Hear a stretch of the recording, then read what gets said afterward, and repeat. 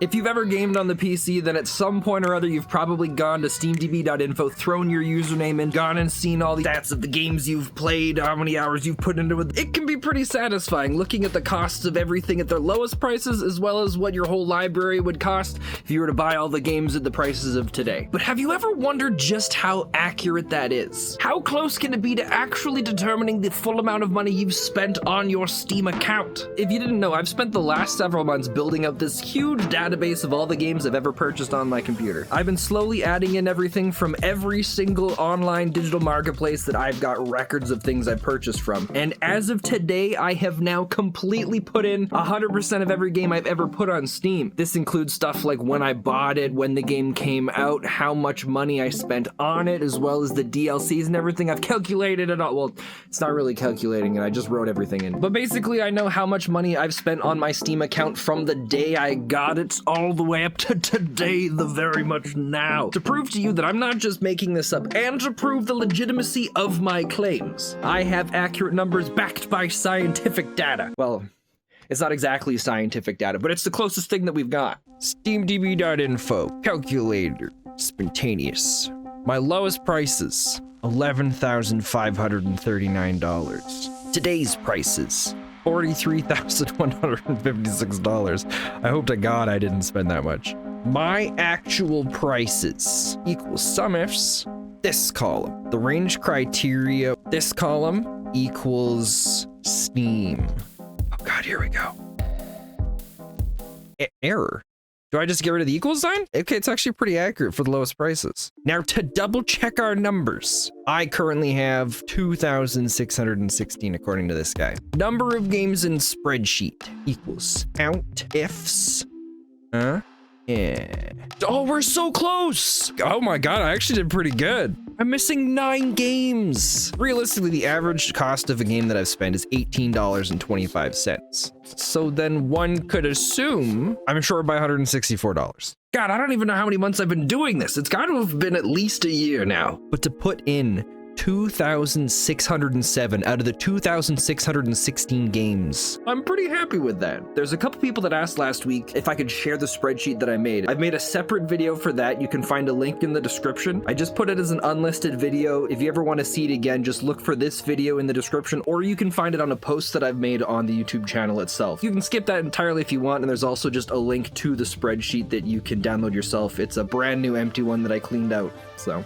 But this isn't just about a cool spreadsheet. This is also about what inspired its creation. My journey to play every game within my library. Monday, well, I kept me pretty busy working on my Questmaster's Realm video. It's been an interesting game to play. With that knocked out, that was one of the 3 key mailer review games I needed to finish. Tuesday was also pretty busy. I was working on my Lake Season's Greetings video, and with that done, in the evening I fired up some of Reacher Season 2 on the old Android TV box. In general, streaming games from Steam to the Android box has worked pretty good so far. It rarely ever lags, and the delay was virtually non-existent. But that was also through an Ethernet cable. I didn't even want to try the Wi-Fi, which I can safely say because my phone, it struggles a fair amount with the Steam Link app. There's enough delay that it's a little bit of a problem if I'm playing anything fast or intense, and then also every 3 seconds or so it has this weird little hiccup where it pauses for a moment, and then any sort of input from buttons or stuff, it messes with that. Very occasionally there's an issue with artifacting on the phone, and I don't really know if that's the right word, but portions of the screen will go pitch black and only some colors will be present, and the only other time I've seen something like this was back when I was in high school playing the original Guild Wars when my graphics card melted onto my hard drive, which I'd like to say there's nothing melting inside my phone, I hope. Well, apart from that, the Razer Kishi though,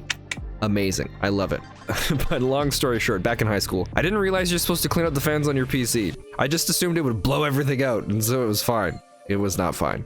Wednesday, I uploaded my Apocalypse Run video, and I'm hoping I'll be able to edit it out, but the washing machine's going on in the background, so if you hear that, well, I didn't do a good enough job. But at least with the Apocalypse Run video, all I had left to do from the week prior was I just needed to make a thumbnail. So I made a couple of them, played around with the thumbnail and the video titles until I think I'm happy with it.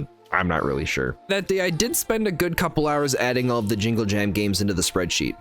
There were a lot of them. And all that's left now is to put in the 2 Humble Bundles I picked up during December. After that, I think all that's left is the Switch's library, which I have a strong feeling that it's going to be a bit more of a pain, unless I can find some sort of way to view the library from my computer. I also don't know if the Switch itself keeps a record of purchases or if it's just the library, because I don't remember seeing previous purchase prices. But that evening, I decided to launch up Roguebook from January's Humble Choice. It was about time I started playing games from the Humble Choice instead of collecting the games. And then Thursday came along, and starting out filling in the Switch games was pretty scary. A My Nintendo account only keeps a record of everything you've purchased on the eShop for the last 2 years, and most of the purchases that I had made were from before that, so I thought all my information was gone. I thought I was screwed. Because when I loaded the eShop on my Switch, it just keeps a list of your games. And so I was left with no information about prices or costs, and there were a lot of games on there. So that would suck if I had to try and guess for each of them. But the saving grace, during the process of resetting my Nintendo account password,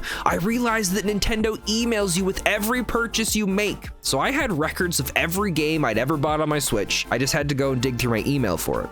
Fun fact, the first eShop purchase I ever made on the Switch was 9 parchments on July 7th of 2018.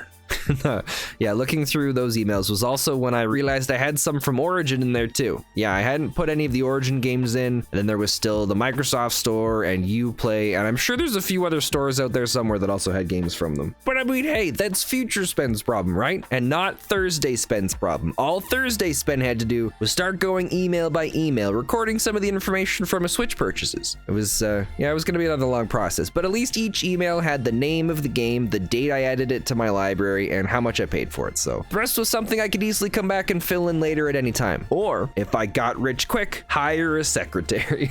Imagine how weird but kind of cool it would be if you were hired to just do data entry on a games library for some random guy on the internet.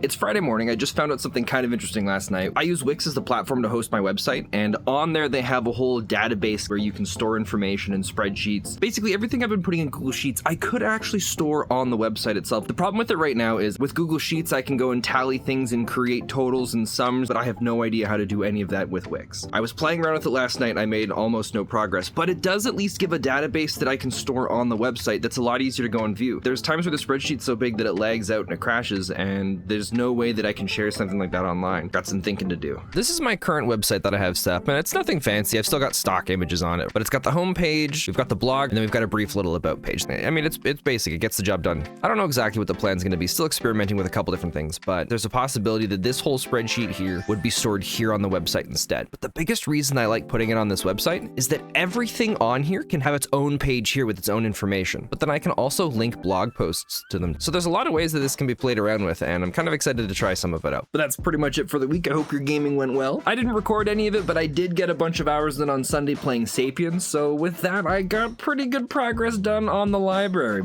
Much better than last week. But what about you? What have you been playing?